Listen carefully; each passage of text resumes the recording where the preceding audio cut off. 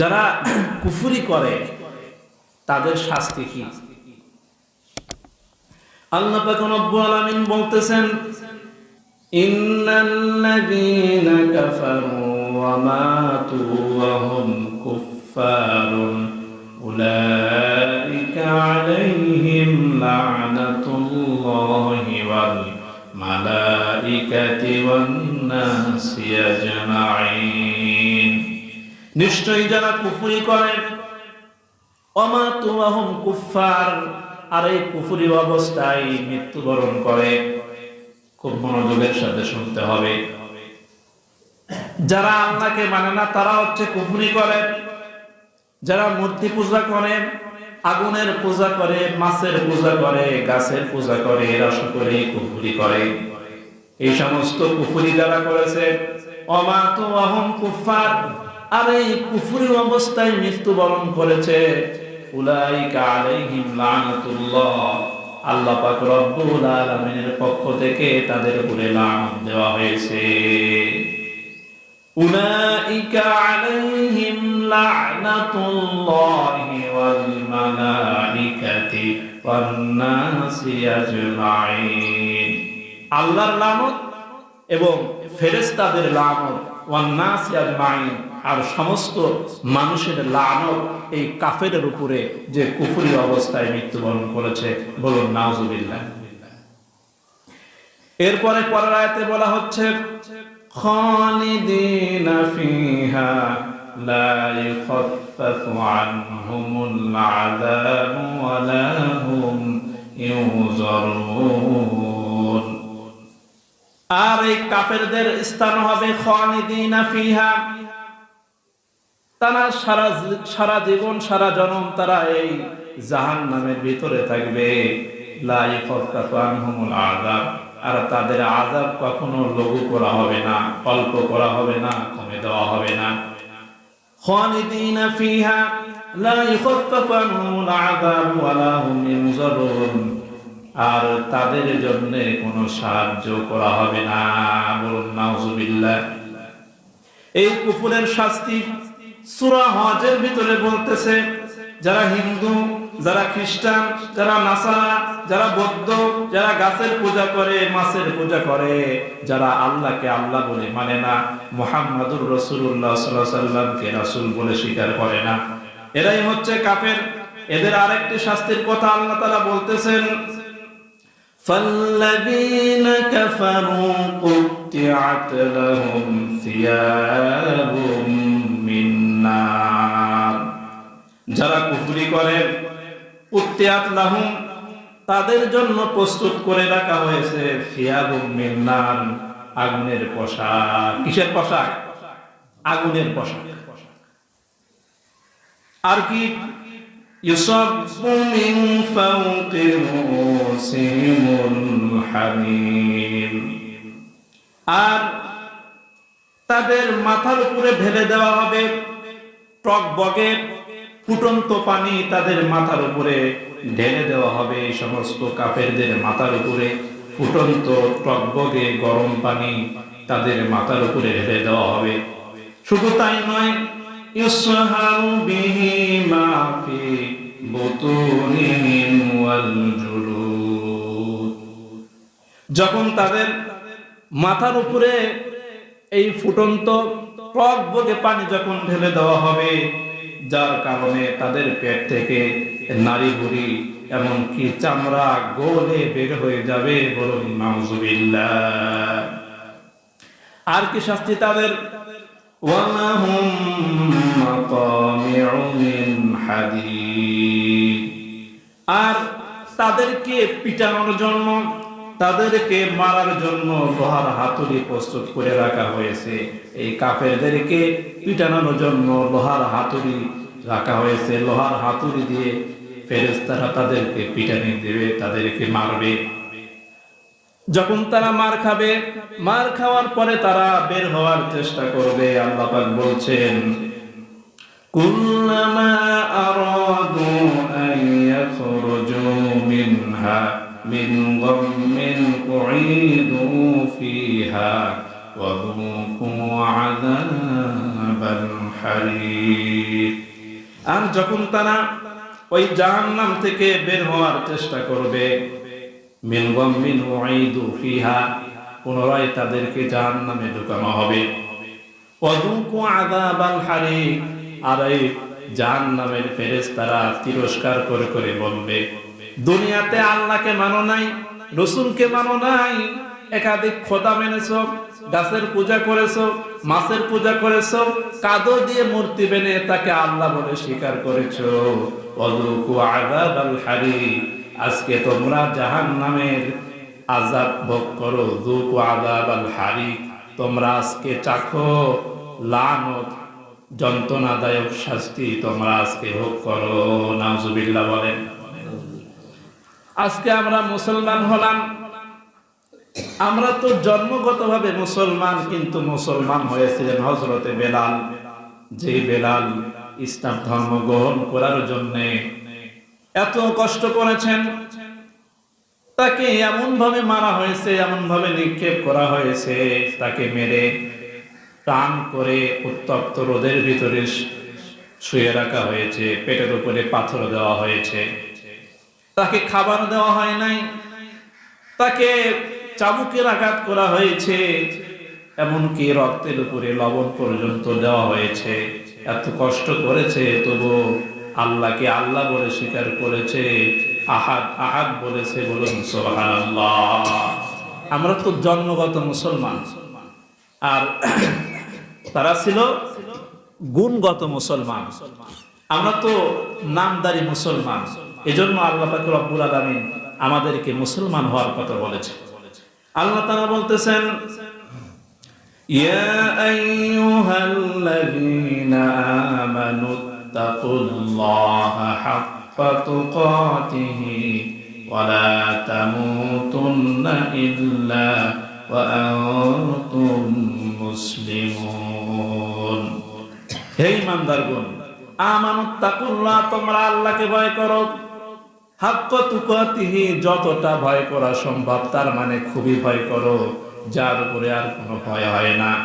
ওয়ালা তামুতুন্না, আর তোমরা মৃত্যুবরণ করো না, ওয়া আনতুম মুসলিমুন, মুসলমান না হওয়া পর্যন্ত তোমরা মৃত্যুবরণ করো না।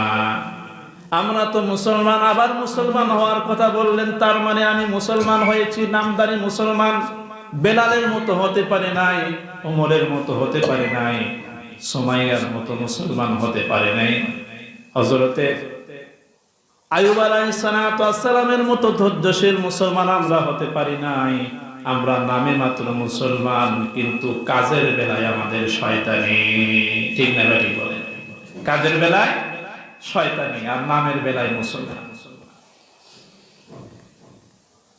আল্লাহু আকবার। এই কাফেরদের শাস্তির কথা আল্লাহ তাআলা আরো বলতেছেন। তিনি বলতেছেন, ইন্নাল্লাযীনা কাফারু ওয়া মাতু ওয়া হুম কুফফারুন ফালাই ইউকবালা মিন আহাদিহিম মিলউল আরদি যাহাবান ওয়া লা বিফতাদাবি। নিশ্চয় যারা কুফরি করে আর কাফের অবস্থায় মৃত্যুবরণ করে, তারা যদি এই জাহান্নাম থেকে বাঁচার জন্য এই পৃথিবীর সমপরিমাণ স্বর্ণ আল্লাহকে ঘুষ দিতে চায়, মুক্তিপণ হিসেবে দিতে চায়, আল্লাহকে যদি ঘুষ দিতে চায়, এই পৃথিবীর সমপরিমাণ স্বর্ণ যদি আল্লাহকে দিয়ে বলে, আল্লাহ তোমাকে আমি এই পৃথিবীর সমপরিমাণ স্বর্ণ দিচ্ছি, মুক্তিপণের জন্য এই জাহান্নাম থেকে আমাদের মুক্তি দাও, এই সমস্ত কাফেরদেরকে আল্লাহ তাআলা মুক্তি দিবে না। নাউজুবিল্লাহ। তাহলে আমরা কত ভাগ্যবান, আমরা মুসলমান হয়েছি। মুসলমান হয়ে আমাদের কাজটাও মুসলমানের মতো হতে হবে। এই কুফরি, আমরা মুসলমানেরা কখন যে আমরা কুফরি করে ফেলি আমরা বুঝতেই পারি না। আমরা বুঝতেই পারি না, কিছু কাজের কারণে আমরা কুফরি করি, আর এই কুফরি করার কারণে আমাদের ঈমান চলে যায়। তার মধ্যে একটি হচ্ছে যে কাউকে কেউ গায়েব জানে, কেউ গায়েব জানে, অদৃশ্যের খবর জানে, যে এই ধারণা পোষণ করে যে অমুক গায়েব জানে, এই কথা বলা কুফরি। এই কথা বলা কি কুফরি। কুল্লা ইয়ালামু মান ফিস সামাওয়াতি ওয়াল আরদিল গায়বা ইল্লাল্লাহ। আল্লাহু আকবার। হে নবী আপনি বলে দেন, কুল লা ইয়ালামু মান ফিস সামাওয়াতি ওয়াল আরদিল গায়বা ইল্লাল্লাহ। লা ইয়ালামু মান ফিস সামাওয়াতি ওয়াল আরদি, আসমান সমূহ এবং জমিনে গায়েব কেউ জানে না, একমাত্র আল্লাহ ছাড়া অন্য কেউ গায়েব জানে না। আরেকটি আয়াতের ভিতরে আল্লাহ তাআলা বলতেছেন, ওয়া ইনদাহু মাফাতিহুল গায়বি লা ইয়ালামুহা ইল্লা হু ওয়া ইয়ালামু মা ফিল বাররি ওয়াল বাহর ওয়া মা তাসকুতু মিন ওয়ারাকা। অদৃশ্যের চাবি, অদৃশ্যের কুঞ্জি একমাত্র আল্লাহ পাক রব্বুল আলামিন জানেন। জলস্থলে, সমুদ্রে এবং এই ভূপৃষ্ঠে, এই জমিনে, স্থলভাগে, জলভাগে যা আছে আল্লাহ ছাড়া কেউ জানে না। এমনকি গাছের একটা পাতা, একটা মরা পাতাও আল্লাহর হুকুম ছাড়া কখনো ঝরে পড়ে না। আল্লাহর হুকুম ছাড়া গাছের একটা কি মরা পাতাও ঝরে পড়ে না। রসুল যে গায়েব জানে না, এই কথাটা আল্লাহ রসুলের মুখ থেকে বলার জন্য আল্লাহ বলতেছেন, হে রসুল আপনি বলে দেন, ওয়ালা আকুলু লাকুম ইনদি খাযাইনুল্লাহ ওয়ালা আ'লামুল গায়বা ওয়ালা আকুলু লাকুম ইন্নী মালাক। কুল লা আকুলু লাকুম ইনদি খাযাইনুল্লাহ, হে রসুল আপনি বলে দেন, লা আকুলু লাকুম ইনদি খাযাইনুল্লাহ, আল্লাহর ধনভাণ্ডার আমার কাছে নেই। এখন আল্লাহর রাসূলের কাছে যদি আল্লাহর ধনভাণ্ডার না থাকে, তাহলে পীর সাহেবের কাছে গিয়ে এই সমস্ত নির্বোধ মূর্খ জাহেল মানুষ কেমন করে গিয়ে মাজারে গিয়ে বলে, বাবা আমাকে সন্তান দেন। এর চাইতে আর কি শিরক হতে পারে? ছাগল একটা নিয়ে, গরু একটা নিয়ে, ভেড়া একটা নিয়ে বাস ভাড়া করে মাজারে গিয়ে মান্নত করে, এর চাইতে জাহেল, এর চাইতে মূর্খ আর কে হতে পারে? আল্লাহ রসুলের মুখ দিয়ে আল্লাহ তাআলা বলতেছেন, হে রসুল আপনি বলে দেন, কোরআনে আপনি বলে দেন, লা আকুলু লাকুম ইনদি খাযাইনুল্লাহ, আমার কাছে আল্লাহ পাক রব্বুল আলামিনের খাজানা নাই, আল্লাহ পাক রব্বুল আলামিনের ধনভাণ্ডার আমার কাছে নাই। ওয়ালা আকুলু লাকুম ইনদি খাযাইনুল্লাহ ওয়ালা আ'লামুল গায়বা, আর অদৃশ্যের কোন বিষয় আমি জানি না। ওয়ালা আকুলু লাকুম ইন্নী মালাক, আর আপনি বলুন আমি তো ফেরেশতা না। রাসূল কি ফেরেশতা? রাসূল কি মানুষ? রাসূল কি মানুষ? কুল ইন্নামা আনা বাশারুম মিসলুকুম ইউহা ইলাই, হে নবী আপনি বলে দেন আমি তোমাদের মতো মানুষ। আমাদের মতো মানুষ ঠিক আছে, তবে আমাদের মতো জন্মগত মানুষ, আমরা যেমন করে পিতামাতার মাধ্যমে পৃথিবীর বুকে মাটি দ্বারা যেমন করে আমাদেরকে তৈরি করা হয়েছে, আমার রাসূলকেও মাটি দ্বারা তৈরি করা হয়েছে। তবে রাসূল সাল্লাল্লাহু আলাইহি সাল্লামের সম্মান হলো আকাশ চুম্বি, আর আমার সম্মান কি চুম্বি? ধুলা চুম্বি, ঠিক না? আল্লাহু আকবার। রাসূল কি মানুষ? মানুষ। তিনি ফেরেশতা নন। তাহলে যতগুলো কারণে আমরা কুফরি করি, তার মধ্যে একটি হলো কাউকে যদি আমরা মনে করি অমুক গায়েব জানে, এই কথা মনে করা, এই কথা বলা হচ্ছে কুফরি। দুই নাম্বার কুফরি হচ্ছে যে কোন গণকের কাছে গিয়ে হাত দেখানো এবং এটা মনে করা যে এই গণক অদৃশ্য সম্পর্কে জানে, এটা হচ্ছে কুফরি। এরপরে হচ্ছে ফেরেশতা সম্পর্কে কটূক্তি করা, এটা হচ্ছে কুফরি। ফেরেশতা সম্পর্কে খারাপ ধারণা করা, এটা হচ্ছে কুফরি। জান্নাতের হুর আছে, হুরদের সম্পর্কে কটূক্তি করা, এটাও একটি কুফরি। এরপরে আরেকটি কুফরি হচ্ছে যে হুজুর সাল্লাল্লাহু আলাইহি ওয়াসাল্লাম যে শেষ নবী, এই কথা বিশ্বাস না করাটাও কুফরি। এটা বিশ্বাস না করা কুফরি।